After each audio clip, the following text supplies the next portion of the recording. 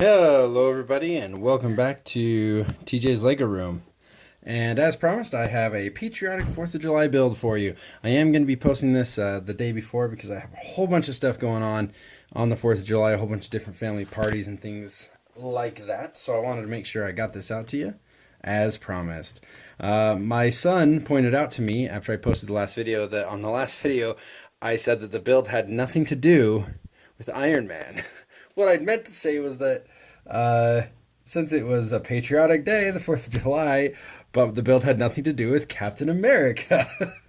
But instead I actually gave away the actual build. Oh, silly me. But that's okay. So what we're going to do today is I'm going to show you one of my rarest minifigs that I have. And that is the Iron Patriot. This came with the pre-orders for the Lego Marvel video game, the very first one. And I was super stoked to get it. And we have Rhodey here in his Iron Patriot outfit from Iron Man 3. When he gets his brand new paint job to be all patriotic and stuff. Ta-da! I really like this minifig, actually. He's been one of my favorites, and he's actually in really good condition still. A little bit of fingerprinting on there from the times that I've played with him and hung out with him, but for the most part, we're good. Now, one thing that's interesting about this guy is he's got this this cannon here.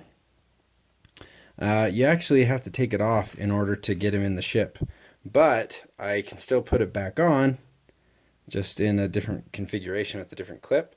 So it's still there, like it is in the movie, it attached to his back, but now he can actually fit inside the ship. So let's go ahead and go in to the ship. So we open it up. Boop. It's a very simple build inside. Really, not even controls or anything. And I did that purposely on a lot of my Iron Man ships because the controls and the heads-up display are inside the suit, right? Oh, forgot to take off his Iron Man powers. And boom, fits right in. Boop, closes up. So let's go ahead and just go front to back with this thing. It's a very big plane, but you'll see why. This is actually as small as I could make it with including all the features that I wanted. So if you look at the profile shot, we just have some really simple landing gear.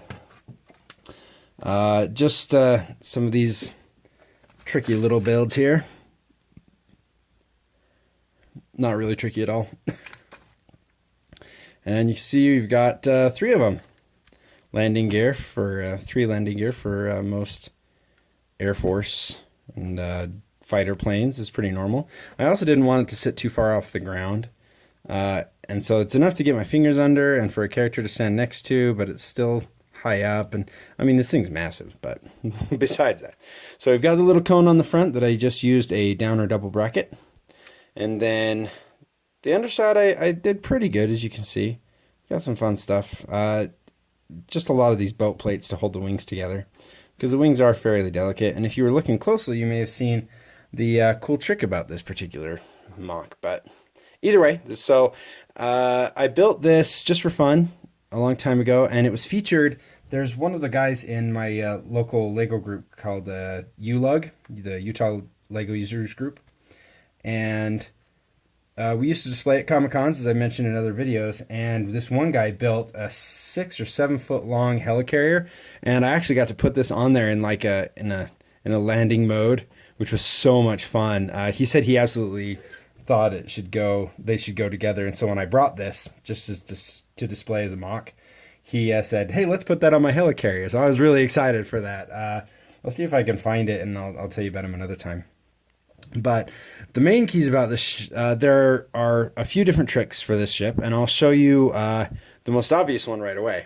And it's this thing right here. You can see it's got this little tab that sticks up, and on the back, you can see it's got these jet exhausts here. 3 exhausts, but one of them's not an exhaust. It's actually a giant gun because War Machine has a giant gun on his back, so this is his giant gun. And this one, with this little knob in the back, actually swivels and turns. I used the mechanism from an old Lord of the Rings set. It's the Wizard's Duel I think it might be called. Or anyway, it's got Gandalf and Saruman, and it had a spinning Eye of Sauron that you could put Gandalf to, and he'd spin around.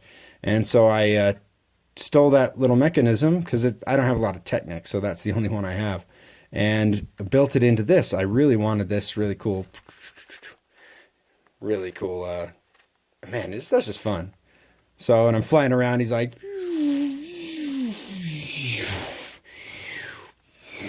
and I'm sorry, I'm just having fun. All right, so that's the first trick, is it's got this really cool cannon that pops out and flies around. So it is a little busy with the color scheme. I'm sorry. I've been trying to update it a bit. There was actually a whole lot more gray on here before, and a bunch of black pieces as well. I traded those out for some more lighter gray instead of black, and then traded a lot of the gray that was on here for white pieces to try to go better with the motif, but didn't totally work. So there's still some stuff to do, but I wanted to show this off because this is one of my favorites. I've had this together for years. And then, of course, the last thing, this is a Harrier. Ready? So we go here.